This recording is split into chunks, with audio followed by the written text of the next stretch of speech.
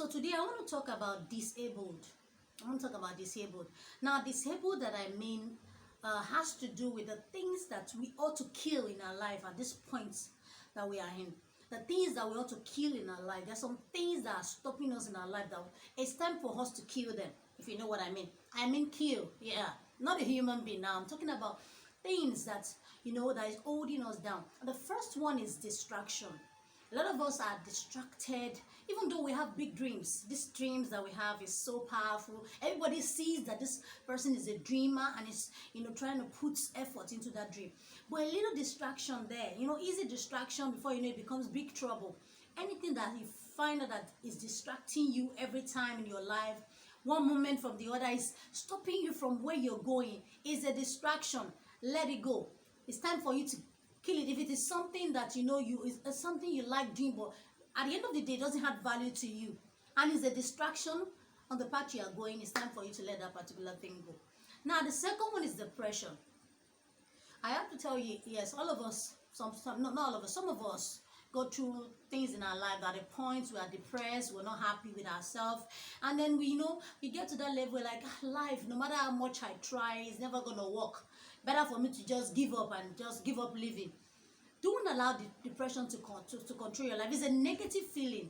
It's not the feeling that helps you. It's not the feeling that and some people can even fall into deeper level of this dangerous depression that can actually lead to suicide, thoughts that start coming in, and then before you know it, it overwhelms you. Learn every day. When you wake up in the morning, try as much as possible to say, today is going to be great. I can do better. Like, the light is going to shine. I will come out right. I have God on my inside. It will make things perfect for me today. Even if things are not perfect, I will be all right. I will take each day at a time. Tomorrow will be better. Things will get better for me. Learn to say positive things in your life. Don't allow negative things to overwhelm you and fall into depression. Like I've talked about distraction, now depression. Now another one is isolation.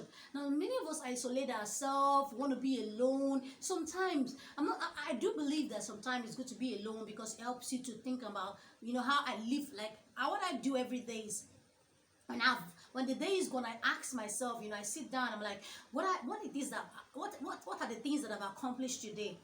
I'm thankful for. What are the things that I've not accomplished that I'm thankful that by tomorrow God will allow me to do that? So it's good to stay on your own. But when I talk about isolation, I'm talking about people who distance themselves from everything positive, anything that is progressive. They want to be on their own. They're like island. They want to stay on their own. They hate everything around them. Don't isolate yourself. No matter what, there will be some people around you who are good for you. I'm not talking about forcing yourself to like people you don't want to like, but people, just even if that small circle, people that influence you, that love you, that you see that genuinity in them, you can actually move close to them and be around them sometimes. Even if there's nothing wrong with you telling some people how you feel, even though you have to be careful about who you tell all the things that is happening in your life, but be able to confide in somebody about what you're going through and all that. And what I do sometimes is, when I feel strange within myself, I take time to write down how I feel, and then I spend some time to pray. That's what I do, so that my life, I can get better. I can move from that particular atmosphere that I'm in, because isolation is not good. Before you know it, a lot of things can happen, and at the end of the day, you feel that life is not worth living anymore. So don't isolate yourself. Find that circle of people. There may be one, maybe two or three that you can actually open your heart to. It doesn't have to be somebody in a relationship, because sometimes some people say, okay, I have to go into a relationship. That's not what I'm talking about. I'm just saying, make sure that somebody is there, somebody that has your back, that would help you. That sometimes we have friends that they're like, there's this mutual benefit.